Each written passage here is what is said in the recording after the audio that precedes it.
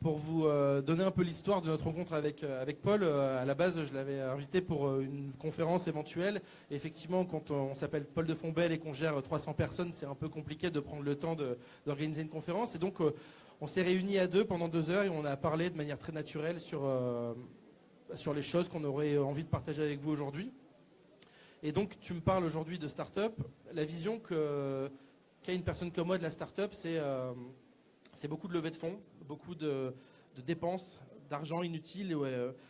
Et en fait, Sarbacane a pris une direction qui est totalement différente de ça. Sarbacane a été bootstrap pendant plusieurs années, avant de lever des fonds récemment.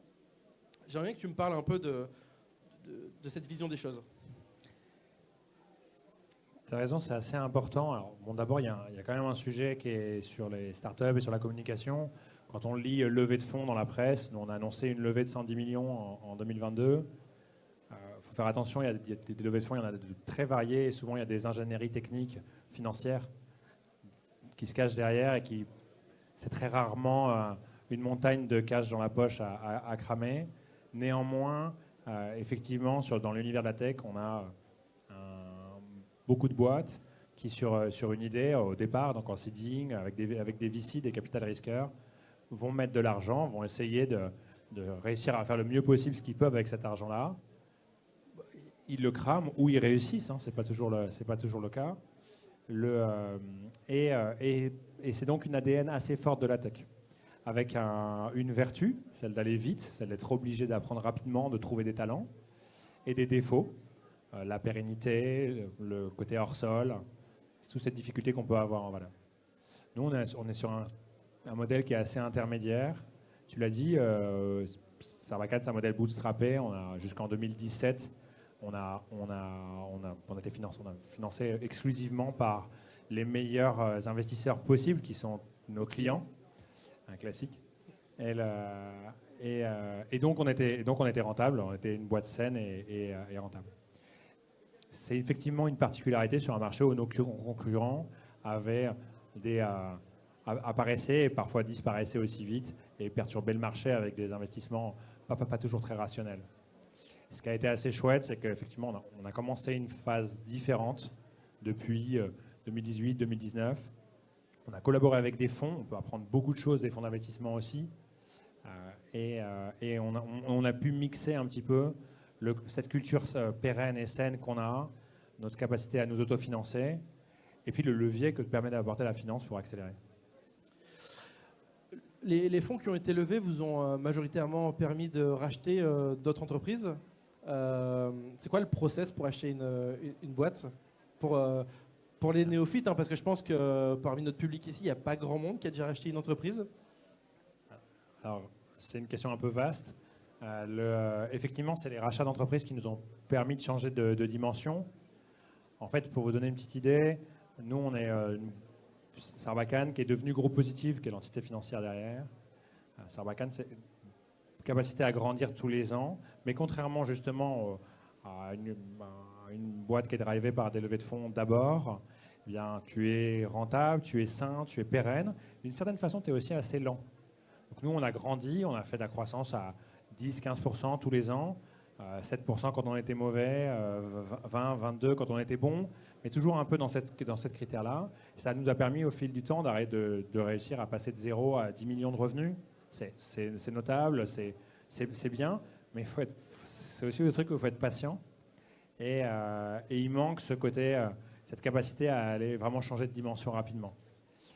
À partir de 2019, on est rentré dans une phase différente. On a commencé effectivement à faire des acquisitions en profitant du fait qu'on soit financièrement très très sain et que donc on pouvait le faire. Donc on a cherché à faire des acquisitions. On a racheté soit des concurrents à l'étranger pour consolider le marché. On a une marque qui s'appelle RapidMail, qui est une boîte allemande qui est très complémentaire de Sarbacane. On a racheté des Italiens également qui s'appellent Fordem. Et on a racheté également des métiers complémentaires. Je vais parler de l'email rapidement. Aujourd'hui, on fait bien plus de choses. On fait de la communication multicanale, de l'automation. On parle à des marketeurs, mais aussi à des sales. On parle à des PME, mais aussi des ministères et des boîtes du CAC 40. Donc on a eu cette dimension-là grâce aux acquisitions. Et puis on a pu passer d'un mode où on est passé de 0 à 10 millions entre 2001 et 2018 à une étape d'accélération. On est passé de 10 à on est à 50 à peu près maintenant en 4-5 ans. Avec un objectif de 100 millions de chiffre d'affaires en 2026, si je ne dis pas de bêtises. Exactement. En fait, en 2021, on s'est dit, on faisait 20 millions et on a dit on va faire x5 en 5 ans. C'était le projet 5 sur 5 Roger en interne. Pour l'instant, on est sur les rails pour faire ça. Alors, le 100 millions, c'est une étape hyper ambitieuse, symbolique aussi. Après, c'est juste une étape, mais l'idée, c'est vraiment de la croissance comme valeur, comme vertu même, pour apprendre à grandir. Je réalise que je n'ai pas du tout répondu à ta question. Tu m'as demandé comment racheter une boîte et je ne l'ai pas fait. En fait, on rachète une boîte un petit peu comme on fait une vente. C'est un peu paradoxal. On cherche, on source des leads. Il n'y en a pas forcément des tonnes. On crée des premiers contacts. On n'utilise pas d'outils de prospection automatisés, du Sarbacane Engage ou autre, mais pas loin. On crée des premiers rendez-vous. Et ensuite, il y a un jeu où on coche des cases sur est-ce que c'est une boîte qui est assez solide financièrement, est-ce que quelques chiffres. Est-ce que les personnes ont envie de travailler avec nous?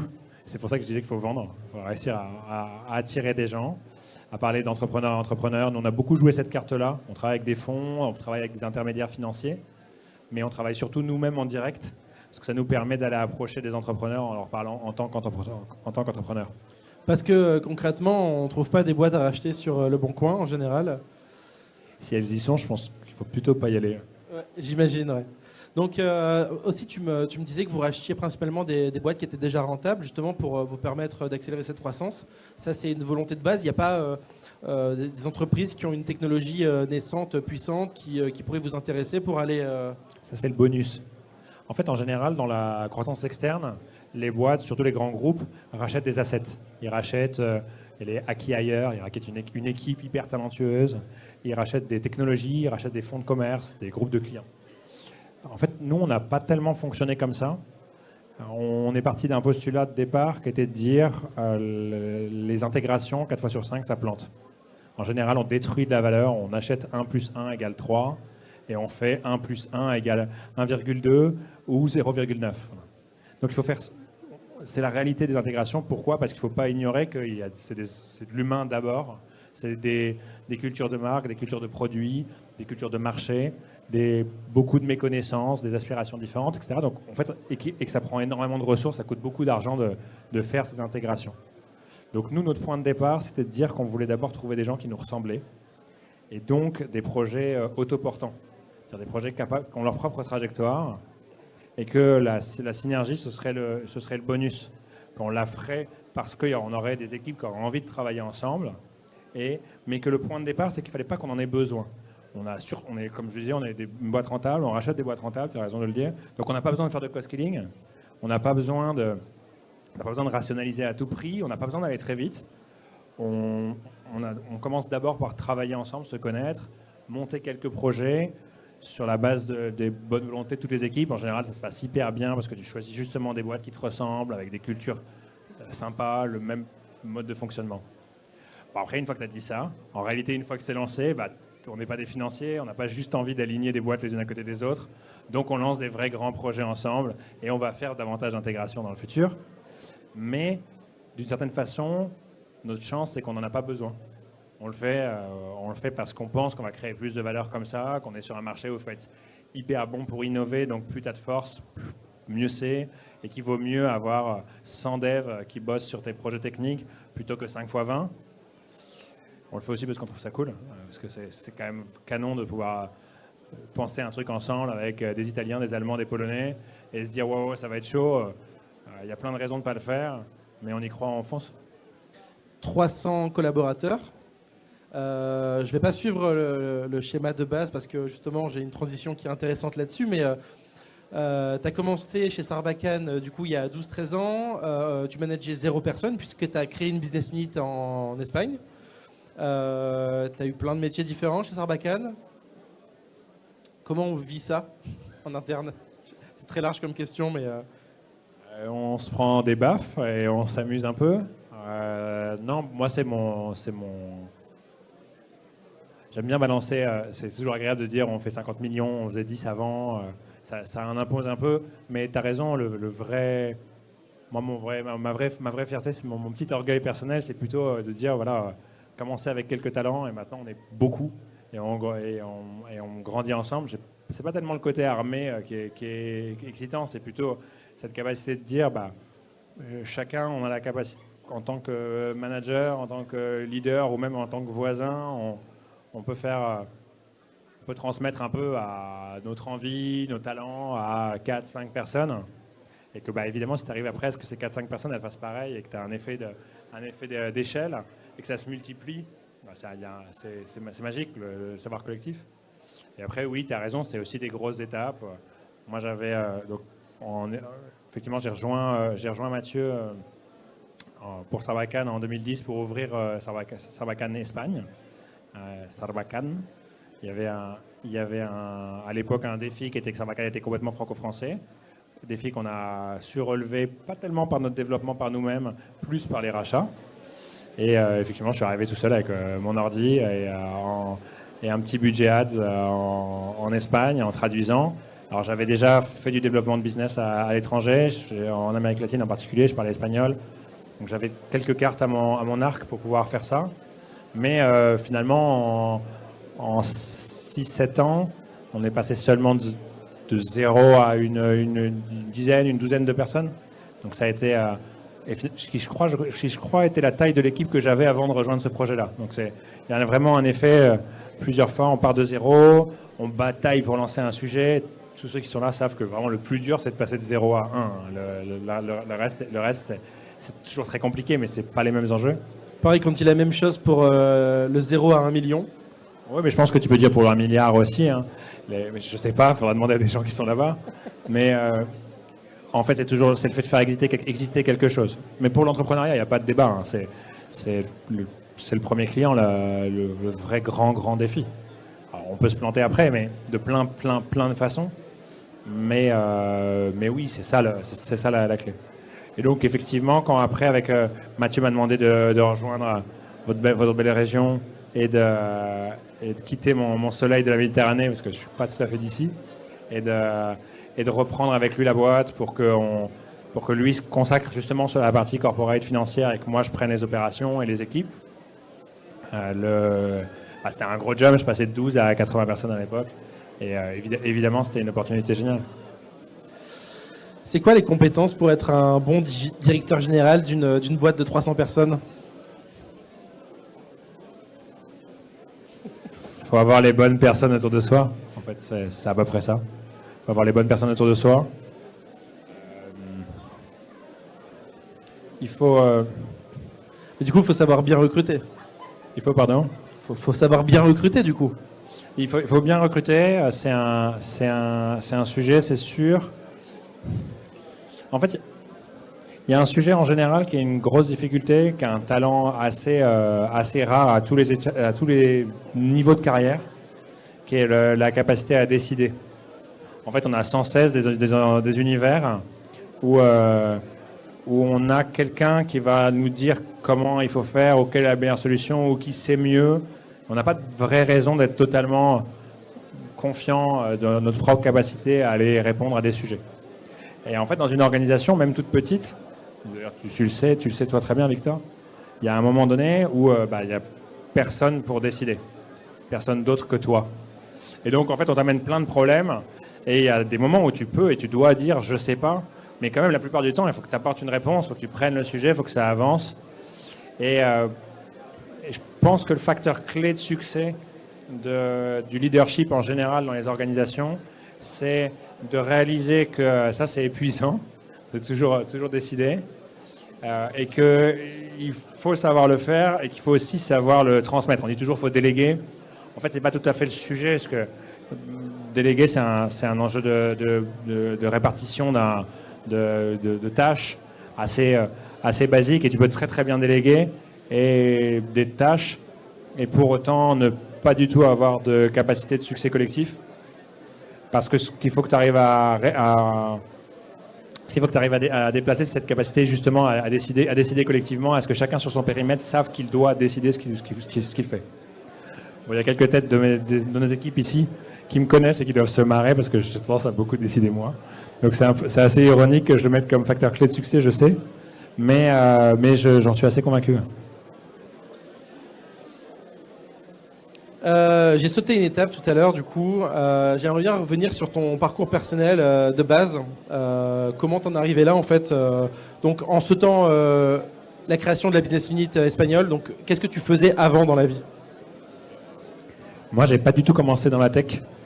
J'étais assez passionné de tech parce que je démontais des ordi chez moi et que je piratais des films, et que je faisais aussi des petits sites web en HTML bien sale.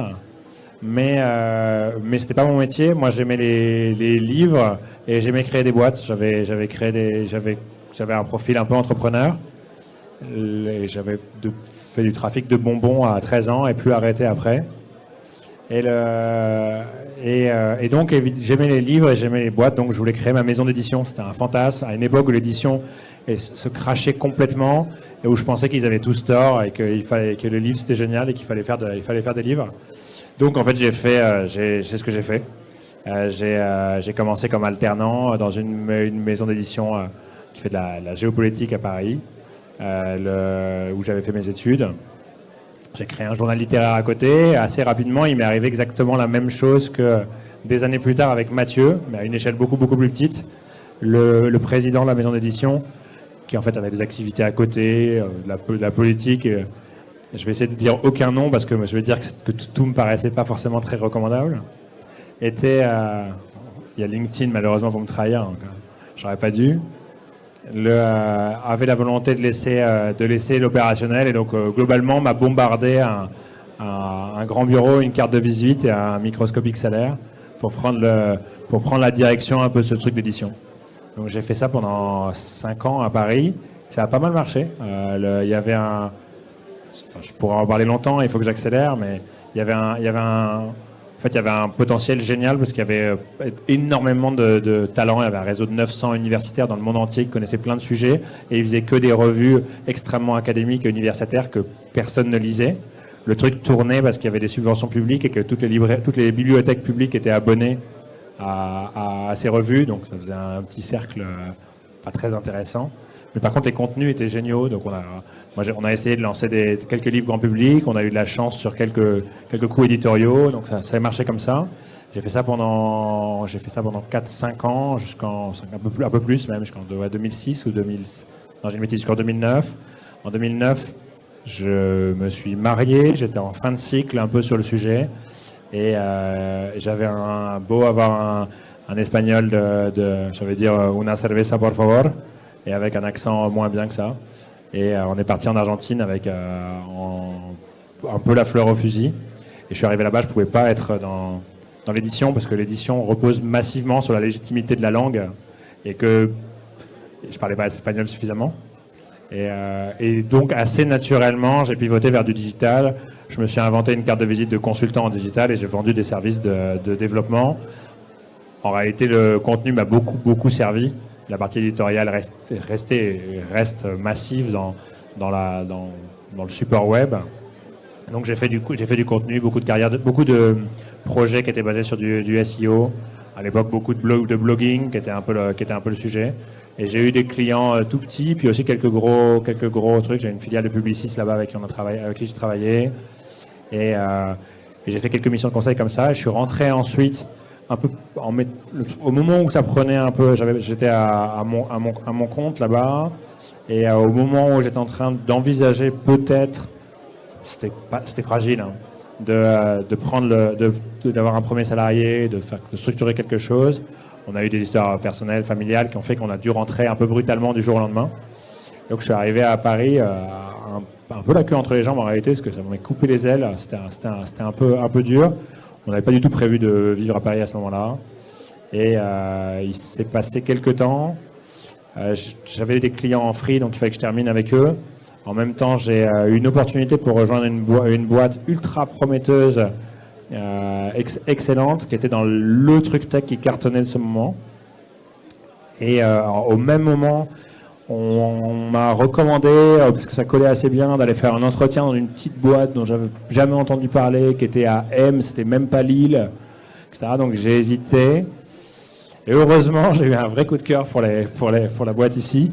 Et ça a été le début de l'histoire Sarbacane, parce que l'autre projet, c'était un des très très très nombreux projets de Groupon-like, des projets de couponing qu'il y avait à l'époque, qui ont eu leur heure de gloire et puis qui ont complètement explosé en vol pour la plupart après. Donc je suis ravi. Je ne pensais pas du tout rentrer dans une aventure un peu longue avec Sarbacane, mais c'est comme ça que ça a commencé. Ça a été un bon choix, je pense. Pas trop de doute à ça. Quand on s'est rencontrés il y a 3-4 semaines maintenant, on parlait d'échecs.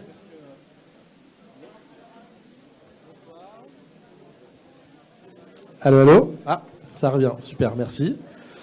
Moi, j'ai un parcours qui a été très très complexe. J'ai connu beaucoup d'échecs, mais c'est ce qui fait ce que je suis aujourd'hui et j'en suis assez fier. En France, on a une problématique avec l'échec, on ne le valorise pas assez selon moi, alors que c'est quelque chose qui est très mis en avant du côté américain. Toi, tu me parlais d'apprentissage par l'échec, parce qu'on n'a pas la même vision là-dessus, et j'aimerais bien que tu l'exposes aux gens, c'était vachement intéressant. Alors, moi, j'ai un peu bossé aux États-Unis, où j'ai appris plein de choses. Dans le monde des startups, j'ai appris plein de choses, ça veut dire j'ai essayé un truc, j'ai perdu beaucoup d'argent, et ça n'a pas marché. Donc j'ai été un petit peu aux États-Unis, j'ai appris plein de choses,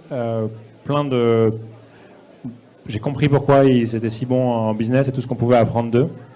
Et effectivement, un des aspects qui est extrêmement bien marketé dans la culture américaine, c'est la culture de l'échec, en disant bah non, en fait, c'est pas très haut de gamme intellectuellement. C'est toute l'idée, c'est de dire ce qui te tue pas te rend plus fort. Tu vas apprendre de tes échecs, tu vas grandir.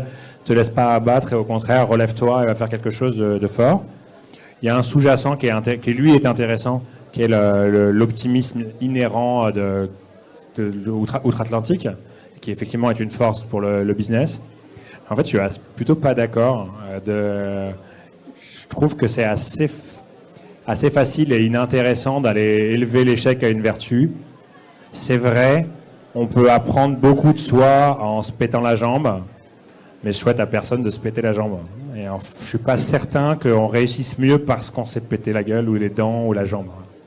Et on apprend potentiellement d'une personne qui s'est pété la jambe, comment elle s'est pété la jambe et comment ne pas reproduire. C'est ça que je vois en tout cas moi. Ça fait des super bons speeches inspirationnels. C'est très très bien. Ça permet de dire, regardez, ce type est incroyable, il s'est relevé. Et c'est vrai, celui qui parle, il est incroyable, il s'est relevé. Mais est-ce que pour autant, il faut en faire une vertu? Je ne suis pas sûr. En fait, le succès, c'est une somme d'ingrédients qui sont assez ténus. Une somme de talent, de bons moments, de chance, d'événements, de rencontres. Enfin, voilà, ça aussi, c'est un peu du poncif. Avoir un échec, au moment où ça vous arrive, ça limite clairement les chances de succès. Hein. C'est quand même pas... Le point commun des gens qui ont beaucoup réussi, c'est que, certes, évidemment, ils sont sans doute, pour certains, eu des grands échecs comme plein de gens, mais en fait, c'est les succès qui les définissent. Donc voilà, je ne suis pas très clair sur cette idée-là. Ce que j'entends par là, c'est voilà, je trouve que c'est plus intéressant de prendre un pas de recul en se disant, en fait, tout ça, c'est un équilibre à préserver, y compris nous-mêmes, y compris personnellement, et que c'est un peu facile de se dire, vive l'échec. On n'avait pas préparé cette question, mais est-ce que tu considères avoir réussi ta vie? C'est deep, hein. C'est très deep. Non, parce que j'aime pas tellement cette idée. Ça donne l'idée qu'il faut cocher une case et qu'on a atteint quelque chose. Et je suis très heureux. Je pense que c'est une. Et il reste plein de choses à faire. Et pour être honnête, je pense que ma réussite passe beaucoup plus probablement par mes enfants et ma famille que par mon job. Je comprends. On va revenir sur le sujet qu'on devait aborder en premier, mais le déroulement a fait que c'était intéressant de passer par là. On revient à Sarbacane un petit peu. Aujourd'hui, il y a une révolution qui se passe sur l'intelligence artificielle qui est en train de bouleverser nos métiers, aussi bien sur le marketing digital que sur les métiers un peu plus bizdev comme les miens et ceux de beaucoup de personnes ici. Sarbacane, l'intelligence artificielle? Est-ce que le tournant a été pris? Je pense que tous les gens qui vont répondre oui auront tort, et ceux qui répondront non sous-évalueront ce qu'ils font en technologie. En réalité, alors je pense qu'on a mis en place un réseau de neurones pour faire tout petit, pour alimenter un algorithme d'envoi prédictif qui permet d'envoyer l'email, non pas en masse, mais à la bonne personne au bon moment, il y a 5 ans. Donc en réalité, on peut considérer on est super en avance. Voilà. En fait, c'est une vision qui est un peu erronée parce que l'intelligence artificielle a surgi massivement comme un trend récent, en particulier grâce au modèle de langage large, à ChatGPT surtout. Mais c'est une lame de fond qui est une progression de l'innovation qui a commencé dans les années 70 et qui n'a pas du tout fini de s'arrêter. Il est d'autant plus intéressant de considérer qu'il n'y a pas de distinction extrême entre de l'algorithme fort, c'est-à-dire de l'intelligence logique, et de l'intelligence artificielle. En réalité, juste à partir du moment où ça dépasse ce que quelques cerveaux humains peuvent faire, on est dans un modèle d'intelligence artificielle. Alors maintenant que j'ai dit ça, c'est bien beau, c'est des discours un peu théoriques. Qu'est-ce qu'on fait, qu'est-ce qu'on peut faire? Il y a un sujet qui est intéressant, c'est de s'apercevoir que dans les usages pratiques actuelles que permet la technologie, il y a un certain nombre de choses relativement formidables, en particulier sur les enjeux contenus et éditoriaux, mais il y a aussi des sacrées limites. Je te donne un exemple simple sur les sujets de ChatGPT.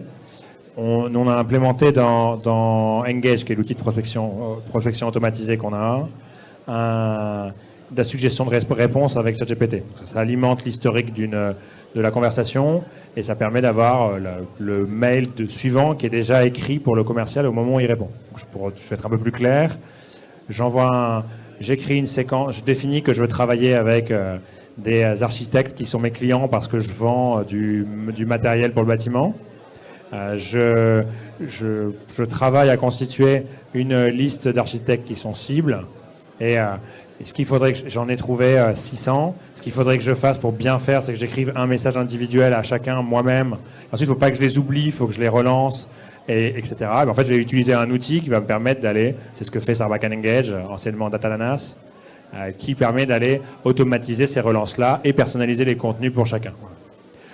Quand ça marche, et ça marche, quand c'est bien fait, ça marche très très très bien, j'ai des réponses. En fait, le problème, c'est souvent, si je suis une équipe commerciale qui par ailleurs traite son pipeline, gérer ces réponses, c'est du taf, j'en ai beaucoup. Donc nous, ce qu'on a fait, c'est de faire gagner du temps pour ces réponses-là, et simplement de proposer le contenu du mail suivant en disant merci de votre première réponse, et s'adapter au contenu qu'il y a là et proposer le plus souvent un rendez-vous physique, une démo, enfin voilà, la suite d'un parcours commercial habituel, mais en prenant directement la réponse au dernier message, c'est-à-dire un truc totalement contextualisé. Pour faire ça, l'IA dans l'état de l'art actuel fonctionne mais à merveille, impeccablement. Pourquoi? Parce qu'en fait, il reste une modération, il reste la supervision du commercial qui va regarder son email, qui a son brouillon qui est déjà écrit, qui va changer un truc, en enlever un autre et cliquer sur Entrée. Et c'est une implémentation réelle qui va très bien fonctionner. Nous, évidemment, on a eu envie d'aller un petit peu plus loin. Le groupe, c'est 30 000 clients. Tu vas nous parler de rugby maintenant? Ah, je pourrais, mais non. Pas cette fois. Ah, quoi que tu as raison, si, je vais parler de rugby. Je viens de voir pourquoi tu me dis ça. On a voulu aller plus loin, évidemment. On a plusieurs outils, des sites web, des gens qui s'inscrivent dessus et qui créent leur compte. Et à chaque fois, on leur envoie bienvenue chez Sarbacane, bienvenue chez RapidMail, bienvenue chez user.com, nos différentes marques. Vous avez créé votre compte, et puis en fait, le même mail que vous connaissez sur tous les comptes que vous créez. En fait, c'est un peu dommage. On a les données déclaratives de la personne qui a créé son compte. On connaît la boîte dans laquelle il travaille, donc on peut connaître son activité. Donc en fait, on connaît les cas d'usage dont elle a besoin avec l'outil qu'elle va faire et on peut personnaliser totalement le message. C'est pas très compliqué d'aller faire un prompt pour aller demander à un ChatGPT ou équivalent de dire bienvenue chez Sarbacane, pour votre, etc. Vous allez pouvoir faire ci, ça. Donc on a bossé sur le prompt et on l'a fait. Et honnêtement, si vous êtes là pour le regarder, le valider et cliquer sur envoyer, c'est brillant, c'est génial. Ça marche super bien. Et donc, vous allez avoir Je vais prendre mon exemple. Bienvenue Henri. Nous travaillons depuis longtemps avec des cabinets d'architecture.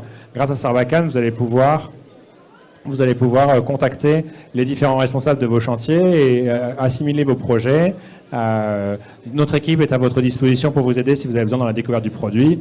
Au revoir, Véronique, directrice du service client Sarbacane. Et ça, évidemment, quand vous recevez un message comme ça, en termes d'onboarding sur un produit, c'est magique parce que ça correspond au cas d'usage, c'est inspirant, ça a l'air d'être personnel, c'est même utile. Mais en fait, on ne peut pas l'industrialiser. Le classique, c'est que quand on veut faire ça, je vais te donner l'exemple qui t'a fait réagir, eh bien, nous, on l'a testé sur tous nos clients, un de nos clients, et c'est la Fédération française de rugby. On n'a pas envoyé des emails d'onboarding, on l'a testé sur les données des sign-up existants pour voir si ça marchait. Et alors, le mail commence brillamment. Nous travaillons avec de nombreuses organisations sportives et associations. Vous avez bien choisi l'outil qu'il vous faut, qui vous permettra de... Et alors là, ça devient vraiment magique. Ça permettra de gérer les prises de licence à la rentrée scolaire, les inscriptions aux événements sportifs que vous faites et aux tournois que vous organisez, et ainsi de suite. Grâce à l'outil, vous pouvez gérer ça de façon automatisée par email, mieux connaître vos adhérents, vos sponsors et vos fans. Tout est parfait. Ça. Et la phrase finale, c'était « Nous partageons comme vous la passion pour le football. » À bientôt. Et je t'avais raconté cette histoire-là parce que ça nous avait carrément déprimés. On peut changer tous les prompts, et on n'a jamais, et dans l'état actuel de ChatGPT, même en travaillant beaucoup le prompting, si vous voulez industrialiser ce genre de choses, tout de suite, en fait, c'est pas vrai. Il y a 2 mois, vous avez 1 sur 6, 1 sur 7 qui est inenvoyable. Et donc, si jamais c'est vraiment automatisé, ça fonctionne simplement pas. Alors, j'aime bien cette histoire parce qu'elle confronte juste la réalité du cas d'usage et du mythe. Et avant qu'on fasse réellement du marketing automatisé ou de la vente automatisée, en fait, ça ne veut même un peu rien dire. C'est le jeu de la conduite autonome avec les bagnoles. On ne va pas y arriver en mettant dans les mains des gens des voitures autonomes qui ne peuvent pas fonctionner parce que l'ensemble du reste du système n'est pas au point. On va avoir petit à petit de l'implémentation dans nos voitures d'un certain nombre de fonctionnalités qui tendent vers l'autonomie et qui nous y habituent et qui font que ça va passer ça. Parce que l'IA, ce n'est pas une fonctionnalité, c'est juste un outil. Et là, j'ai pris l'angle des modèles de langage. J'aurais pu faire la même chose pour les data et pour l'appending, pour la segmentation, etc. Donc, c'était vrai il y a 2 mois, ce ne sera pas forcément vrai dans 6 mois. Le 1 sur 6 qui ne va pas sera peut-être un 1 sur 7, 1 sur 8. Et puis, à un moment donné, il y a des gens qui diront tant pis pour le 1 sur 9, c'est tellement cool pour les autres qu'on va le faire. Mais on est encore dans cette phase-là et il ne faut pas fantasmer les cas d'usage, parce qu'en fait, ils sont compliqués. Pour moi, l'erreur, c'est juste de ne pas s'y intéresser. Après, baser l'ensemble de sa boîte ou de son acquisition sur de l'IA, c'est pas forcément une bonne idée. Aujourd'hui, les logiciels qui nous vendent de l'acquisition quasiment automatisée grâce à de l'IA, pour moi, c'est du mensonge. L'IA va pas comprendre le prospect et le client aussi bien qu'un humain qui... Ça dépend un peu de l'humain. Quel humain? Je t'en prie, continue. Ton avis personnel sur l'IA, du coup? Tu nous en as un peu parlé là, mais... Mon avis personnel, c'est que c'est un outil absolument central sur l'innovation de la tech, qu'il faut plus le comparer à l'interface que vous allez avoir avec votre ordinateur. Votre clavier vous permet d'aller faire des choses extrêmement variées avec votre ordinateur. Je fais exprès de descendre sur des trucs très pratiques, pas très intéressants. C'est un petit peu comme ça qu'il faut le voir. Parce qu'en fait, ce que va permettre l'IA, c'est une accélération massive des interactions entre les machines, les écrans et les informations qui nous entourent et nous. En réalité, c'est une révolution qui est assez similaire à celle d'Internet en soi.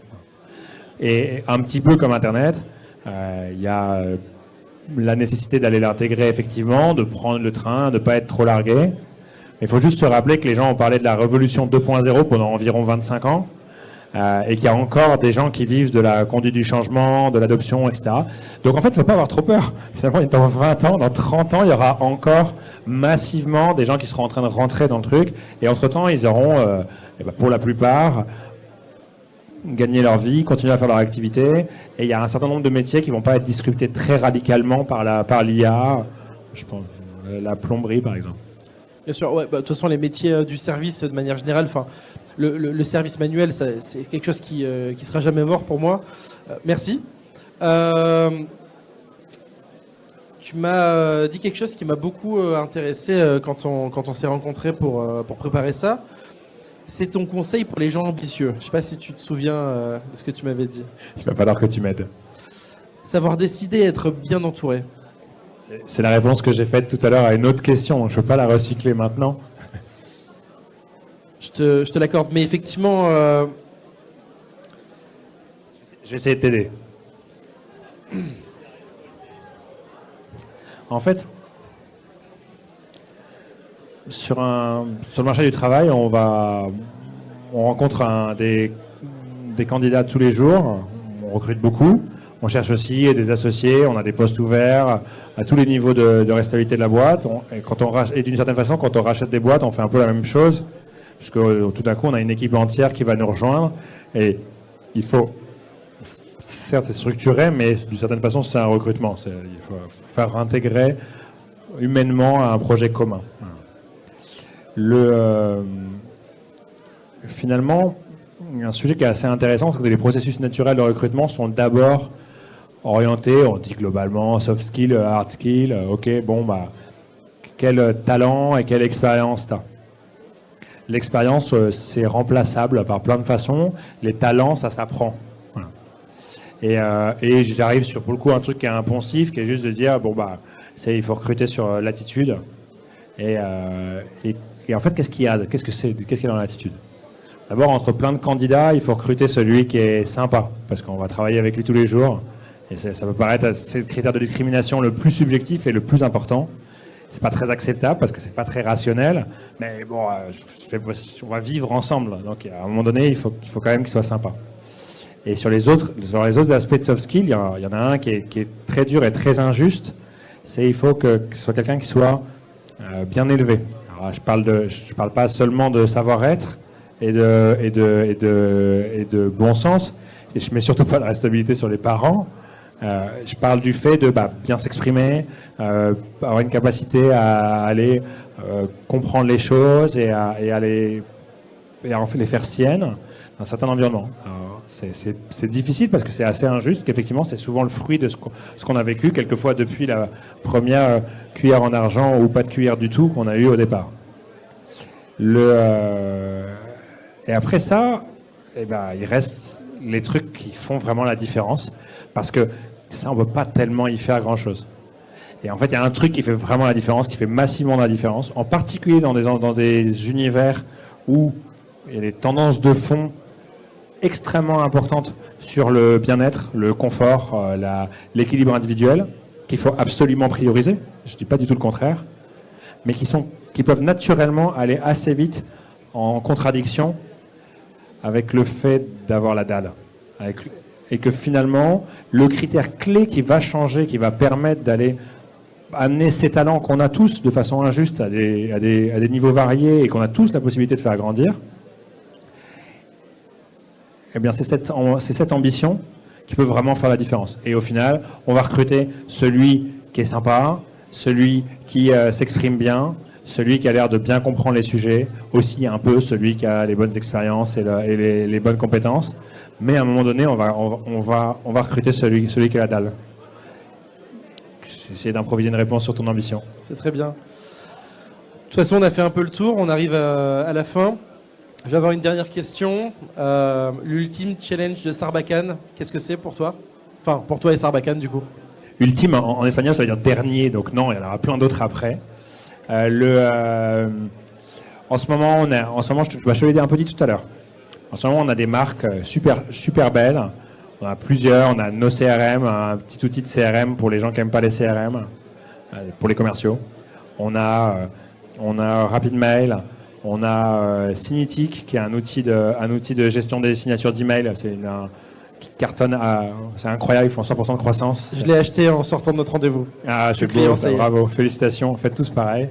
C'est un outil qui résout vraiment le pain point le plus bête du monde, qui est comment je fais dans une petite organisation de 3 à 30 000 salariés pour avoir des jolies signatures, tous les mêmes.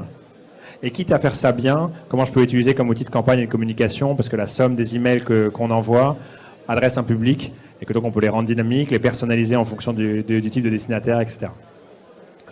C'est une boîte qui a été créée assez récemment, qui nous a rejoint aussi récemment, qui est dirigée par Laurent Daven, qui est absolument brillant et qui a une trajectoire plutôt jolie. Ils étaient 3 au début de 2023 et ils sont passés de 500 000 à 1 million d'euros de chiffre d'affaires. Donc ouais, c'est plutôt pas mal. C'est un de nos projets. On a Sarbacane, on en parle beaucoup, et qui est le vaisseau amiral. On a depuis peu user.com, qui est une plateforme d'automation. C'est un petit peu la même idée que les outils de communication classiques qu'on peut faire avec Sarbacane, sauf que ça fait à peu près tout. C'est un univers ouvert, beaucoup plus large pour aller pouvoir faire la gestion d'interaction en faisant de la notif mobile, de la notif web, de la personnalisation de contenu web, du chat, du chatbot avec un sujet IA bien intégré d'ailleurs, de l'email bien sûr, du SMS, etc. Donc il y a c'est un mix pour ceux qui connaissent d'une base pensée comme un make.com, donc un outil pour connecter plein de choses entre elles, sauf que chacun des canaux qui sont dedans sont dans le même outil. Donc c'est vraiment très solide, plutôt amené, clairement aujourd'hui pensé pour des marketeurs avancés. Parce qu'on part d'une feuille blanche, c'est extrêmement puissant, mais c'est assez aride dans la première approche. Justement, le grand défi de Sarbacane pour les deux années qui vont venir, ça va être de réussir à amener la puissance technologique de ces outils-là avec le sens de l'UX et de la perception du résultat très fort qu'ont les autres. Donc d'aller réussir à mixer ces talents-là en faisant ça en polonais, en allemand, en italien, en français. On n'a pas fini de s'amuser. Concrètement, aujourd'hui, vous aidez beaucoup de monde, 25 000 clients 31 000, je crois. 31 000 Ok, j'ai pas les bons chiffres. C'est pas très important le nombre de clients, parce qu'en fait, c'est la multiplication par le panier moyen qui en fait un sujet. Comment tu peux aider les personnes qui sont ici aujourd'hui, globalement ? Très large. Alors, j'ai pas la prétention de savoir, parce que je vous connais pas forcément, et je sais pas ce que vous faites les uns les autres. Je vais avoir un peu de mal à répondre à ta question. Perdez pas trop de temps à écouter des bavardages de gens comme moi, il faut bosser. Okay. Merci Paul. Il me semble que tu recrutes en ce moment. Si tu veux... Oui, alors ça c'est un vrai sujet. Je ne sais pas comment je peux vous aider, mais je suis à peu près convaincu qu'il y a un certain nombre de personnes ici qui peuvent nous aider. On recrute beaucoup. On a un campus à M qui est très costaud, qui est un lieu... tu as pu voir. C'est magnifique. On est plutôt bien. C'est un écrin de verdure un peu en hauteur. Moi, j'arrivais dans le plat pays et c'était un peu mon angoisse. Je suis sur le seul promontoire du coin. Avec des magnifiques couchers de soleil. Ouais. Je l'ai vécu. Quand il pleut pas, ouais. Mais aujourd'hui, le jour où tu étais là, c'était magnifique. Et on est très bien. On a des bureaux à Barcelone, à Lyon, à Turin. On a 3 bureaux en Allemagne et un bureau en Varsovie.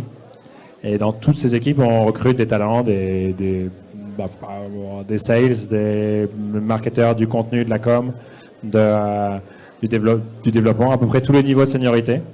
Donc surtout, n'hésitez pas. Merci Paul. Du fond du cœur d'avoir accepté mon invitation. J'espère que tu as passé un bon moment. Quand tu m'as demandé de raconter ma vie, j'ai pas trop de mal. Merci de m'avoir piégé. Merci à vous tous. On va vous laisser là-dessus. On a notre partenaire Patate Douce qui va enchaîner sur un DJ set pour vous ambiancer jusqu'à la fin de la nuit qui arrive tout de suite. Pour information, je recrute également un commercial, donc je profite de cette audience pour dire n'hésitez pas à m'envoyer un petit message. Derrière nous et derrière vous, il y a 2 QR codes qui vous redirigent directement vers le profil de Paul et mon profil sur LinkedIn. Si jamais vous voulez nous ajouter pour discuter, on est ouvert à ça. Et si vous voulez inviter Paul à des conférences aussi. Tu m'as demandé s'il fallait mettre mon profil LinkedIn et j'ai pas dit non. Alors, en fait, j'accepte à peu près pas les conversations, les invites LinkedIn. J'ai fait l'erreur d'utiliser LinkedIn comme mon carnet d'adresses réel il y a quelques années. Et depuis, comme je suis piégé, je n'accepte que les gens que je connais. Et donc, si vous voulez que je vous accepte sur LinkedIn avec, vous êtes obligé qu'on se croise pour boire une bière, sinon je vous refuserai. Ça ne vous empêche pas de contacter, pour le coup, nos équipes. Il y a Welcome to the Jungle ou autre qui est la bonne porte d'entrée. Donc, n'ajoutez pas Paul. Merci tout le monde. Bonne soirée.